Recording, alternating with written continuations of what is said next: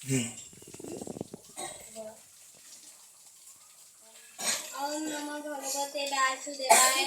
ओम नमो भगवते वासुदेवाय। ओम नमो भगवते वासुदेवाय। ओम नमो भगवते वासुदेवाय।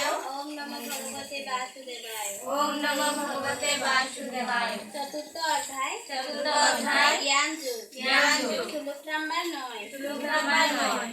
जन्म कर्म च मे दिव्यम एवं जो बेति तथा